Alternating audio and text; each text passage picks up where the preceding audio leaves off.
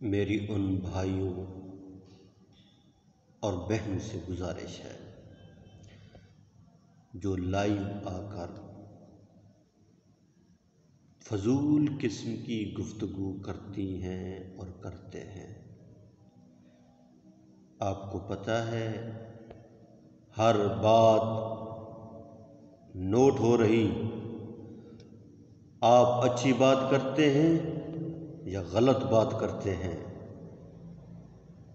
ہر بات نوٹ ہو رہی ہے، اللہ کریم ضرور پوچھیں گے۔ فَمَن يَعْمَلْ مِثْقَالَ ذَرَّةٍ خَيْرًا يَرَهُ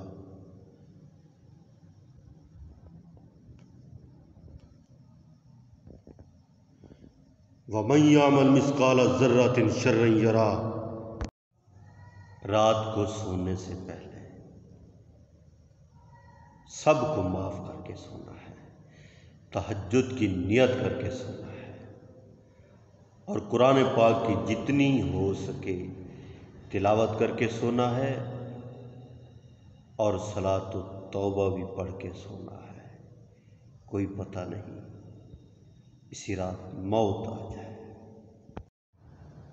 جو بندہ یہ کہتا ہے کہ مجھے اللہ کے نبی سے محبت ہے، عشق ہے،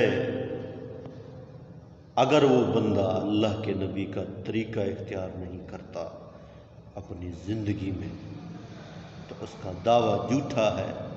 طریقہ غیروں والا اور محبت اللہ کے نبی سے ایسا ہرگز نہیں۔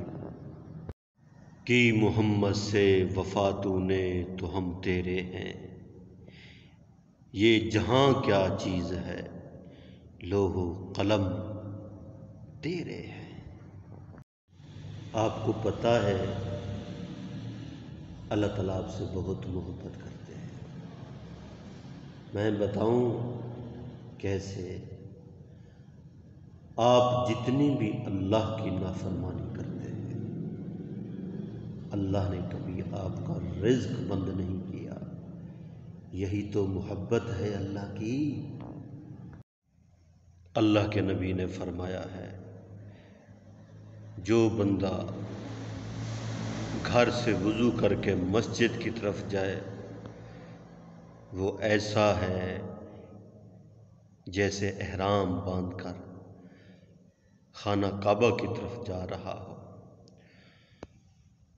اور ہر قدم پر نیکیاں ملتی ہیں، گناہ معاف ہوتے ہیں اور درجات بلند ہوتے ہیں۔